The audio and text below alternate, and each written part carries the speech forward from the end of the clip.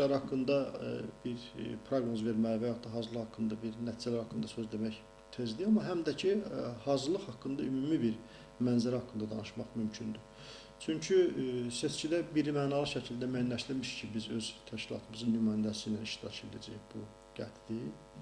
Amma ona qədər hazırlıq dövründə hansı mərhələləri keçəcəyik, hansı təşkilatlarla əməkdaşlıq edəcəyik, bloklara qoşulacaq, qoşulmayacaq, bu artıq hələ o seçkiyə qədərki mənzərədən aydın olacaqdır. Orada qəti bir fikir demək mümkün deyil. Ölkədə bugünkü ictimai siyasi durumu nədir?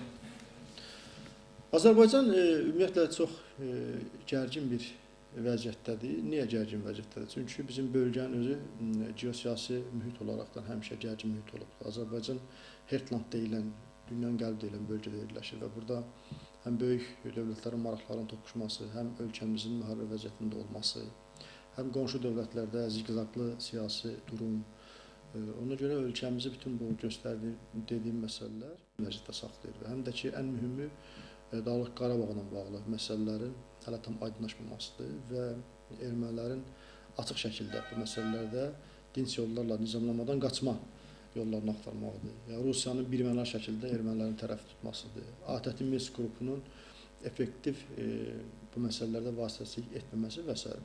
Mən hesab edirəm ki, bütün bunlar əsasdakı mərkəzində Qarabağ məsələsi durmaqla sadaladığım bütün faktorlar ölkənin gərgin vəziyyətdə olmasına işarət edir. O başqa məsələdir ki, ölkəmiz təbii ki, inkişaf mərhələsini keçir. Bizim iqtisadi potensialımız, göstəricilərimiz, bunlar Ermənistandan qat-qat üstündür. Amma bu da dünyanın özünə də aydındır ki, Azərbaycan Ermənistanla qarşı-qarşıya durmayıbdır. Bu problemi yaradanlar vardı və Ermənistanın arxasında dayananlar vardı. Biz böyük qüvvələrlə qarşı-qarşıdayıq. O mənada həm də o narazılıq doğurur ki, ölkədə bir konsolidasiya prosesi də zəif gedir. Buna ehtiyac olduğuna baxmayaraq. Məsəl üçün, Azərbaycan özünün bu dəqiqə qütbləşmədən imtina edib bütövləşmə sisteminə keçməsi çox vacib bir şərtdir. Azərbaycan cəmiyyəti bütöv olmalıdır. Mən Azərbaycanda və bütün dövlətlərdə olduğu kimi, sivil dövlətlərdə olduğu kimi siyasi rəqabət olmalıdır. Müxalifətçilik, iqtidarda olanlarla bir müxalif mövqedə dayanmaq, bunlar aydın məsələdir. Amma ölkədəki siyasi rəqabət düşmənçilik səviyyəsində olmamalıdır. Həm hakimiyyət tərəfindən müxalifətə münasibət normal olmalıdır, həm də müxalifət tərəfindən hakimiyyətə münasibət normal olmalıdır. Və elə milli məsələlər vardır ki, onun ətrafında birlik nümayiş olunmalıdır ki, bu olunmur. Məsələn, Qarabağ məsələsində birlik nümayiş olunmaması biraz düşündürücü məsələdir. Mən məhbəsdən çıxdığım zamanlarda təklif eləmişdim ki, Azərbaycanda müxalifətin, ictimai siyasi təşkilatlarının, qeyri-hökumət təşkilatlarının, vətəndaş cəmiyyəti təşkilatlarının, hətta siyasi mühitdə müəyyən qədər təsiri olan istənilən bir təşkilatlı insanların bircə bir memorandum olsun hakimiyyətlə birlikdə. Bu memorandum Qarabağ məsələsindən bağlıdır təbii ki, təşrif ki, Qarabağ məsələsinin həllinin çərçivəsi göstərilsin. Həm hakimiyyət, həm də müxalifət o çərçivəni qəbul edəndən sonra böyük bir avantaj yaxalamış olacaqdılar. Bu nədən ibarət idi? Birinci, hakimiyyət biləcəkdi ki, Qarabağ məsələsinin əlində bayraq eləyib müxalifət hakimiyyət uğruna mübarizə aparmayacaqdır. 2. Müxalifət biləsiydi ki, bu çərçivədən kənarda Qarabağ məsələsi həllini hakimiyyət düşünməyəcəkdir.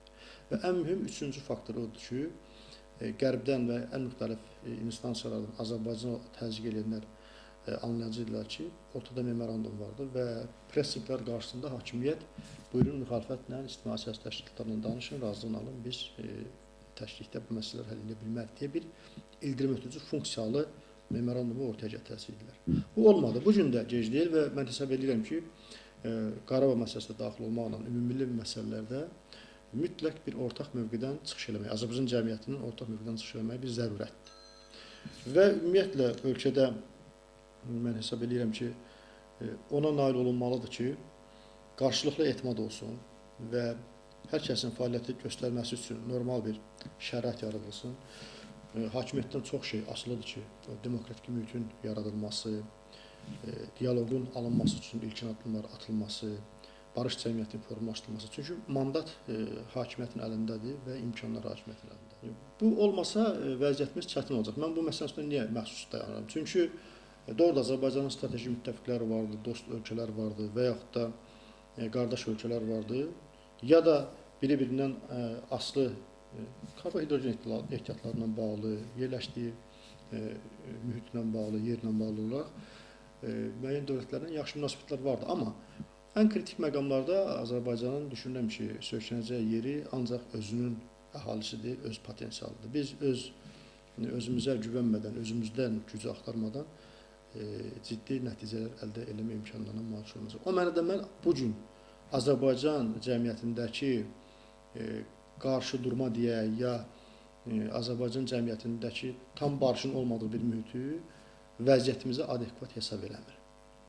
Və ictimai-siyasi mühitdə başqa bir narahatlıq da ondan ibarətdir ki, mən hesab edirəm ki, Azərbaycana kənar dövlətlərin müdaxilə imkanları artıbdır. Burada həm siyasi təşkilatlara təsir imkanları, həm müəyyən deyək ki, məsəl üçün bunu açıq söyləmək lazımdır. Dini sektorlar ya başqaları Azərbaycanın mənəvi dəyərlərini belə oynamağa cəhd eləməklə Azərbaycanda müxtəlif bölünmələrə cəhd edir. Mən düşünürəm ki, biz o resepti tapmalıyıq ki, Azərbaycana nə gəlirsə gəlsin, müasir dövrün texnologiyası gəlsin, Qərbin o ən öndə olan dəyərlərə gəlsin, amma qafamızın yuyulması, mənəvi dəyərlərimizin aradan getməsi, bizim bir mühafizəkarlıq deyirlər də, əsrlərlə mühafizə olunub gətirdiyimiz ənənələrimizin aradan getməsinin qarşısını almalıyıq. Bizim özümüzün ciddi söykənəcəyimiz, güvənəcəyimiz yer özümüzə məxsus olan hər şeydir. Həm o mənəvi dəyərlərdir, həm güclü, həm də insan amilidir. Və mən bunu sevirəm demək ki, Morgenthau'nun bir təsnifatı var. O deyir ki, bir ölkənin coğrafi mühiti, vəziyyəti, yeraltı yerüstü sərvətləri, industrial qaynaqları, hamısı olduğu halda insan amilindən normal istifadə olunmazsa, onda həmin ölkədə ciddi inkişafa nail olmaq mümkün deyil. İnsan amili normal qiymətləndirilməlidir. Bu hələlik məncə qaydasında deyil. Ki, vətəndaşların şikayətləri bağlı olur, ən çox təşkil edir korrupsiya, qanunların işləməməsi məmur öz başlanğıları ki, məmurların maraqları vətəndaşların maraqlarını çox-çox üstələyir. Bu nə dərəcədə? Bilirsiniz ki, korrupsiyanın qarşı mübarizə son, deyək ki, bir il əvvəl yeni bir mərhələ başladıldı və bununla bağlı prezidentin bir sərəncamı oldu, başqa bir sərəncam oldu. Mən o vaxt parlamentə çıxış elədim və bildirdim ki, ölkədə korrupsiya hallarının qarşısını məmurlar almadıqlarına görə prezident yeni bir sərəncam vermək məcburiyyətində qaldı. Yəni korrupsiyanın vüsət alması olmamasaydı, təbii ki, o sərəncam da olmazdı. Güman edirəm ki, təkcə qanunları, yaxşı qanunları qəbul etmək kifayət eləmir. Həm də onların icrasına ciddi şəkildə nəzarət eləmək və icra edən orqanlarında qanunların qarşısında sabit şəkildə hamı kimi bərabər hüququna dayanması və ona əməl edilməsi vacib şərtdir. Qanunlar öz aliliyini ölkədə icraatda göstərməyəcəkdirsə, hər kəs ona əməl eləməyəcəksə, təbii ki, o qəbul olunan qanunların da o qədər əhəmiyyəti olmayacaqdır. Əlbəttə, ölkədə korrupsiya faktlarının olması hər kəs tərəfindən, hətta hakimiyyətdə olanlar tərəfindən də etiraf olunur, müəyyən tədbirlər görülür, qarşı alınmağa cəhd olunur.